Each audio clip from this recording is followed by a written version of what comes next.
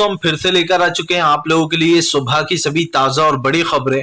आज दिन हो चुका है दोस्तों 30 जनवरी। सुबह की बड़ी फटाफट खबरें निकलकर सामने आ रही हैं।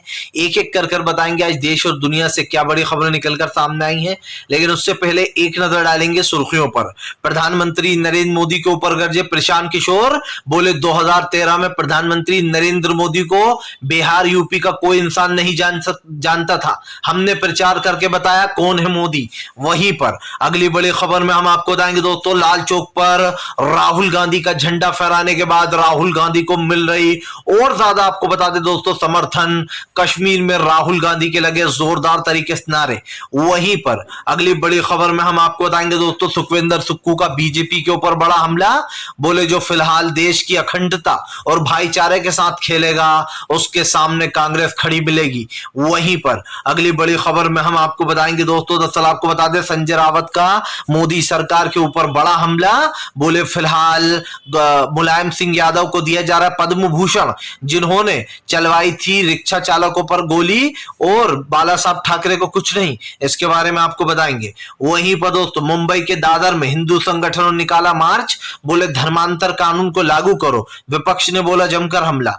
वहीं पर अगली बड़ी खबर में हम आपको बताएंगे दोस्तों, दरअसल आपको बता दें मुगल गार्डन का नाम बदलने के बाद भड़के मनोज झा।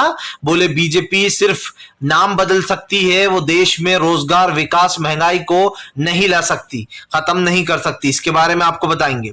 वहीं पर अगली बड़ी खबर में हम आपको बताएंगे दोस्तों, गुजरात की जगह जगह हो रहा है भयंकर प्रदर्शन। कर हुआ था पेपर लीक, शहरों शहरों में मोदी सरकार मुर्दाबाद के लगे नारे, बच्चों के 1 साल की मेहनत गई बेकार।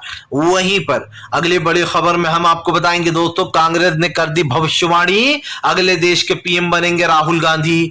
वहीं पर अगली बड़ी खबर में हम आपको बताएंगे दोस्तों, एमएससीआई की रिपोर्ट के बाद अडानी को लगा एक और बड़ा झटका। लगातार गिरते चले जा रहा है शेयर, नहीं कर रहा कोई अडानी को सपोर्ट। तो सारी खबरें फटाफट अंदाज में देंगे, एक एक कर देंगे। फिलहाल खैर चलिए बढ़ते हैं सबसे पहली और सबसे बड़ी खबर की ओर। दरअसल दोस्तों आपको बता दें, राहुल गांधी के लाल चौक पे झंडा फहराने के बाद राहुल की हो रही जगह जगह तारीफ, राहुल को मिल रहा है जन समर्थन। आपको बताते चले दोस्तों, राहुल गांधी की भारत जोड़ो यात्रा इन दिनों अंतिम दौर पर है। सबसे बड़ी बात यह है कि राहुल गांधी को देश का जो समर्थन और प्यार मिल रहा है उससे कहीं ना कहीं राहुल गांधी गदगद है। आपको बता दें कल प्रियंका गांधी और राहुल गांधी ने मिलकर लाल चौक पर झंडा फहराया। झंडा फहराने के दौरान वहां पर कई लोग मौजूद भी रहे। आपको बता दें कांग्रेस को ये जो शक्ति मिल रही है दोस्तों, इसका सबसे बड़ा रीजन भारत जोड़ो यात्रा है। सब जानते हैं कि आज तक जिसने भी पदयात्रा की है दोस्तों, उसको जनता ने बहुत प्यार दिया। और ये यकीन मानिए बीजेपी 2013 में सत्ता में आई, जनता ने उसको वोट दिया, लेकिन अफसोस की बात यह है कि बीजेपी ने देश का बेड़ा गर्क करने में कोई कमी नहीं छोड़ी। इन पिछले 9 सालों में प्रधानमंत्री ने देश को इतनी पीछे धकेल दिया मानो हम दोस्तों 21वीं सदी में नहीं बल्कि दोस्तों 10वीं सदी में रह रहा हूं। प्रधानमंत्री ने जो वादे किए थे उन वादों को निभाया भी नहीं गया। आप भी जानते हैं कि राहुल गांधी की भारत जोड़ो यात्रा का मकसद सिर्फ एक है। ये लोग आज जो बीजेपी वाले देश में नफरत फैला रहे हैं, जो दोस्तों हिंदू मुसलमान की राजनीति कर रहे हैं, इसको खत्म करना। आपने देखा होगा जगह जगह बीजेपी वाले झंडे लेकर खड़े हो जाते हैं, इनके साथ विश्व हिंदू परिषद, बजरंग दल और न जाने कौन कौन से दल बना रखे हैं, वो सब खड़े हो जाते हैं। और दोस्तों कभी धर्मांतर को लेकर तो कभी लफ्ज जिहाद को लेकर तरह तरीके के भाषणबाजियां करते हैं, भड़काऊ भाषण देते हैं। इसी नफरत को राहुल कम करना चाहते हैं। राहुल गांधी ने कहा कि आज मुझे जो कश्मीर में प्यार मिला इसको मैं हमेशा याद रखूंगा। आपको बता दें राहुल गांधी के साथ महबूबा मुफ्ती भी नजर आ रही हैं लगातार। महबूबा मुफ्ती ने भी राहुल गांधी की तारीफ की थी। आपको बता दें दोस्तों, जिस तरीके से कश्मीर में राहुल गांधी को प्यार मिल रहा है, खास करके कश्मीरी पंडित हों या फिर दोस्तों वो अन्य लोग, हर कोई राहुल को पसंद कर रहा है। और यही कारण है दोस्तों जो राहुल गांधी की भारत जोड़ो यात्रा को लोगों का जमकर समर्थन मिल रहा है। हमने पहले भी कहा है दोस्तों और फिर कहेंगे, देश को एक ऐसा प्रधानमंत्री चाहिए जो देश को एकजुट रखे, जो देश को भाईचारा सिखाए, जो देश को एक अखंडता में लेकर चले, ये नहीं कि देश को तोड़ने में विश्वास रखे। चलिए बढ़ते हैं एक और अगली बिग ब्रेकिंग की तरफ। बता दोस्तों, प्रशांत किशोर का पीएम नरेंद्र मोदी के ऊपर बड़ा हमला। बोले प्रधानमंत्री नरेंद्र मोदी को 2013 में कोई नहीं जानता था, हमने ही 2014 में मोदी सरकार को प्रचार करके पीएम बनाया। दरअसल दोस्तों आपको बता दें ये बात बिल्कुल सच्ची है। प्रशांत किशोर के प्रचार करने से पहले नरेंद्र मोदी को कोई नहीं जानता था। बिहार और खास करके उत्तर प्रदेश में लोग नहीं जानते थे कि नरेंद्र मोदी है कौन। और सच बताऊं दोस्तों तो मैं भी नहीं जानता था कि देश का प्रधानमंत्री है कौन, सॉरी नरेंद्र मोदी कौन है। जब प्रचार वगैरह हुआ, जब 2014 में बीजेपी की सरकार बनी, तब कहीं मैं जाना कि यह है प्रधानमंत्री नरेंद्र मोदी। आपको बताते हैं प्रशांत किशोर ने कहा कि आज जब हमने प्रचार किया है और आज जब 2023 आ गया है, जहां हम 9 साल का कार्यकाल देखते हैं तो हमें दिखता है कि बीजेपी ने कुछ नहीं किया। लेकिन प्रशांत किशोर ने कहा चलो छोड़ देते हैं कि महंगाई खत्म हुई कि नहीं हुई, महंगाई कितनी बढ़ गई ये भी छोड़ देते हैं। प्रशांत किशोर ने कहा ये भी छोड़ देते हैं कि मोदी जी ने बिहार के लिए विकास किया कि नहीं किया। प्रशांत किशोर ने कहा सिर्फ एक बात करते हैं, चलिए विकास नहीं किया, महंगाई को कम नहीं किया, गरीबी नहीं हटी, तमाम वो साल 9 साल में भले ही बीजेपी ने कुछ नहीं किया, लेकिन बीजेपी ने उन बिहार के लोगों से जिनसे वोट मिले, जिनसे दोस्तों आप समझिए 39 सीटें जितवाई थी राज्य लोकसभा की, प्रशांत किशोर ने बीजेपी को 2014 में, आप समझिए 39 सीटें जितवाई थी, 39 उन 39 एमपी चुन के गए बिहार से। और उसके बावजूद भी बिहार के लिए प्रशांत किशोर ने कहा कि मोदी सरकार ने कुछ नहीं किया। पिछले 9 सालों में एक भी सभा अगर बीजेपी ने की हो तो बता दो, कल से मैं नरेंद्र मोदी के पीछे बीजेपी का झंडा लेकर घूमूंगा। आपको बता दें दोस्तों प्रशांत किशोर ने बीजेपी को घेर लिया। जाहिर सी बात है दोस्तों, 2000 ये बात सच कह रहा है प्रशांत किशोर, 2014 में जब चुनाव हुए तो 39 एमपी जो है दोस्तों बिहार से चुनकर गए थे। मैंने आपसे पहले भी कहा और फिर कहूंगा, 2 राज्य सबसे बड़े हैं दोस्तों और चुनाव में इनकी अहम भूमिका होती है। पहला है दोस्तों उत्तर प्रदेश और दूसरा आता है बिहार। ये 2 राज्य बहुत बड़े राज्य माने जाते हैं लोकसभा के चुनाव के वक्त, क्योंकि सबसे ज्यादा एमपीज यहीं से चुन के जाते हैं। और यही कारण है दोस्तों, जो बीजेपी बौखला रही है बिहार हाथ से निकलने के बाद, वो हर मुमकिन कोशिश करेगी बिहार को हासिल करने की 2024 से पहले। क्योंकि आप भी जानते हैं कि इन दिनों जो नीतीश कुमार और उनके ही मंत्री में जो बगावतें चल रही है, सब कुछ बीजेपी की चाल है फिलहाल। चलिए बढ़ते हैं एक और अगली बिग ब्रेकिंग की तरफ। बता दोस्तों अगली जो बड़ी खबर निकल कर आ रही है, आपको बताते चले दोस्तों, मोदी सरकार का सारा ज्ञान हुआ फेल। अभी एक दिन पहले ही लोगों को ज्ञान परोस रहे थे कि कैसे परीक्षा में कूल रहें, कैसे परीक्षा दें, कैसे स्ट्रेस ना ले। लेकिन मोदी जी सबसे बड़ा स्ट्रेस तो आप ही हैं, सबसे बड़ा स्ट्रेस तो लोगों को आप ही देते हैं, मुसीबत। दरअसल दोस्तों गुजरात में बच्चों ने, आप समझिए कल पेपर था, 1 साल से भी ज्यादा बच्चों ने मेहनत करी। मेहनत करने के बाद वो क्या देखते हैं जब पेपर देने जाते हैं तो, कि पेपर लीक हो गया है। वाह भाई, मतलब बीजेपी के लिए दोस्तों पेपर लीक होना मजाक बन चुका है। जहां जहां बीजेपी की सरकार है वहां वहां दोस्तों पेपर लीक हो रहा है, और वो भी बड़ी खतरनाक तरीके से हो रहा है। कल आपको बता दें जगह जगह गुजरात में छात्रों ने हंगामा किया, जगह जगह बीजेपी मुर्दाबाद के नारे लगाए। आपको बता दें दोस्तों 1 साल तक बच्चों ने परीक्षा की जो है यहाँ पर काफी मेहनत की, लेकिन उसके बाद जैसे ही वो पेपर देने पहुंचे तो पता चला गुजरात में पेपर लीक हो चुका है। 1 दिन का समय, आप समझिए लोग बहुत दूर दूर से आए थे, 1-1 दिन का सफर तय कर कर आए, और अब 1-1 दिन का सफर तय करके वापस जाना पड़ रहा है। क्या लेके जाना पड़ रहा है दोस्तों? खाली हाथ और कैरियर बर्बाद। ये मोदी सरकार का आज का नारा है कि जहां जाओगे पेपर लीक पाओगे, जिस स्कूल में पढ़ोगे पेपर लीक का हो जाएगा। सबसे बड़ी बात यह है दोस्तों कि आज इतना बड़ा प्रशासन है, इतना बड़ा प्रशासन होने के बाद पेपर का लीक हो जाना, ये अपने आप में दोस्तों शर्म की बात है। सबसे बड़ी बात यह है कि आखिरकार ये पेपर लीक कर कौन रहा है। अभी कई नाम सामने आए थे जिसमें ऐसे कई बीजेपी के नेता निकले जिन्होंने पेपर लीक किया था। मैं गुजरात की बात नहीं कर रहा हूं, इससे पहले दोस्तों कई जगह पर पेपर लीक हुआ जिसमें खुद प्रशासन के लोग ही मिले हुए थे। तो जाहिर सी बात है जब आपका प्रशासन ही ऐसा होगा, जब आप बच्चों के भविष्य से खेलोगे, जब आपको लगेगा कि भैया पेपर लीक कोई वो बड़ा मुद्दा तो नहीं है, जाहिर सी बात है आपके लिए बड़ा मुद्दा क्यों होगा? बड़ा मुद्दा तो उस माँ बाप के लिए जिन्होंने अपने बच्चे को अपना पेट, आप समझिए दोस्तों, एक दिन भूखे रह लिए लेकिन अपने बच्चे को पढ़ाने के लिए किताब दिलाई, उसके ऊपर पैसा खर्च करा, उसका कैरियर बनाने के लिए अपनी जिंदगी पूरी काम करने में निकाल दी। समझ रहे हैं आप? उसके बावजूद अगर कोई पेपर देने जाता है और पेपर लीक हो जाता है तो ये जिम्मेदारी किसकी है? सरकार के हाथ उठा देने से और ये कह देने से कि हम कार्रवाई करेंगे। कार्रवाई से क्या होगा? आपने 10 जगह पेपर लीक हुआ, आपने कार्रवाई करी, उसके बाद फिर पेपर लीक हो गया।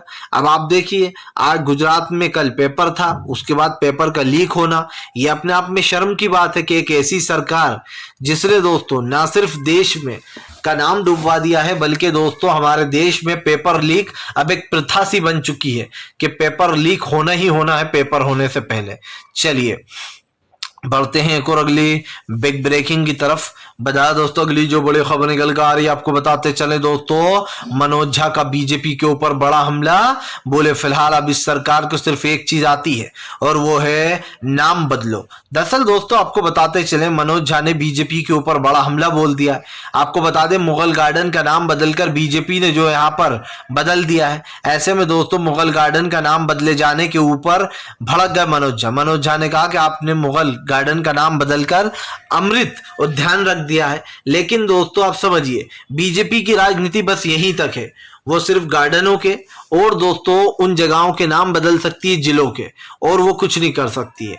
ना वो देश के लिए रोजगार ला सकती है, ना महंगाई को कम कर सकती है, ना ही दोस्तों देश में जो भाईचारा खत्म हो रहा है, जो नफरतें फैल रही है, इसको वो खत्म कर सकती है। क्योंकि देश में नफरत पैदा करने वाली बीजेपी है तो वो क्यों अपने पैर पर कुल्हाड़ी मारेगी, पहली बात। दूसरी बात, मनोज झा ने कहा कि आप गार्डन का तो नाम बदल रहे हो, गार्डन के नाम साथ साथ आप एक काम करिए कि आप अपने मंत्रालय का भी नाम बदल दीजिए। जी, और उस मंत्रालय का नाम रखिए नाम बदलो मंत्रालय, और उसके लिए एक गठन कीजिए। आप समझिए दोस्तों, मनोज झा मजाक उड़ा रहा है और कह रहा है कि आप तो अपना एक मंत्रालय बना लीजिए और उस मंत्रालय को खोलने के बाद उसका नाम भी ये रखिए नाम बदलो मंत्रालय, कि हमें किस देश का, किस जगह का, किस राज्य का नाम बदलना है, किस जिले का नाम बदलना है और कहां कहां बदलना है। खास करके दोस्तों मैं आपको बताता हूं, उन जिलों का, उन राज्यों का नाम बदलिए जिनका नाम मुस्लिमों पर हो। सिंपल सी बात यह है कि मुगल तो आपके लिए सिर्फ एक बहाना है,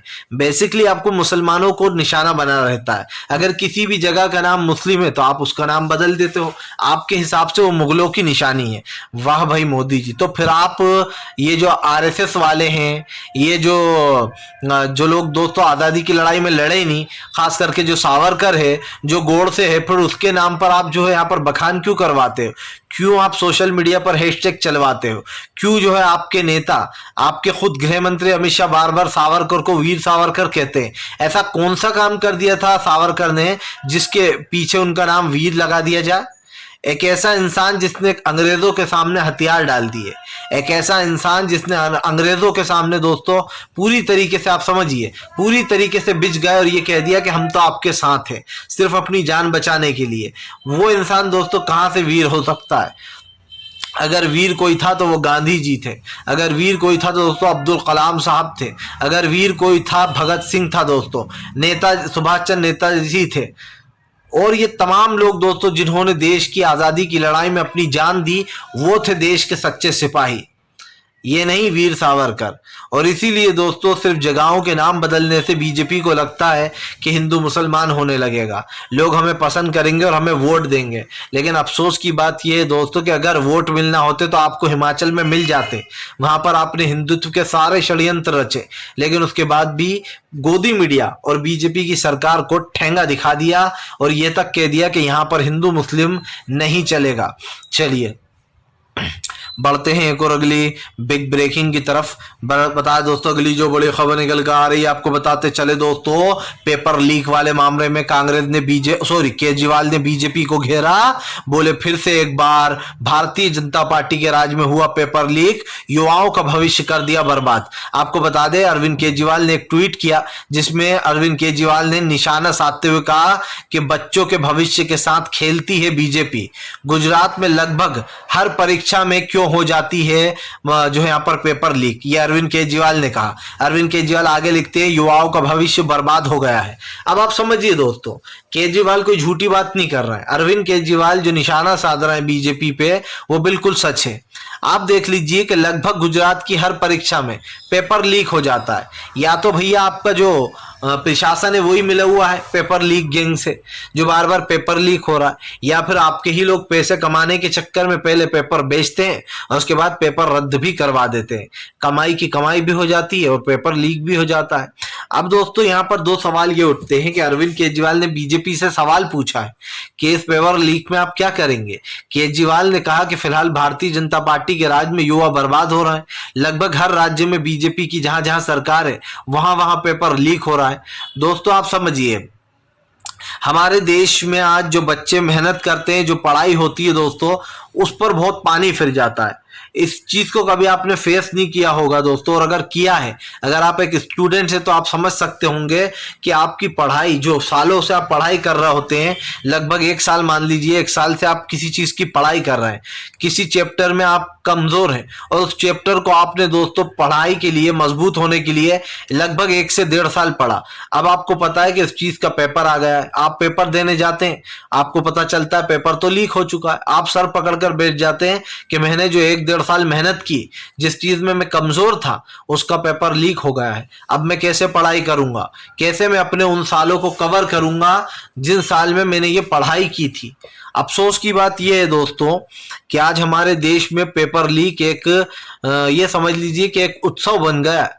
उत्सव इसलिए बोल रहा हूं क्योंकि बीजेपी इस पे कुछ एक्शन ही नहीं लेती है। बीजेपी तो कहती है कि हम एक्शन लेंगे, कुछ 2-4 लोगों को अरेस्ट कर लिया जाता है, थोड़े दिन जेल में रहते हैं, फिर बाहर निकल जाते हैं वो लोग, उनको कोई फर्क नहीं पड़ता है।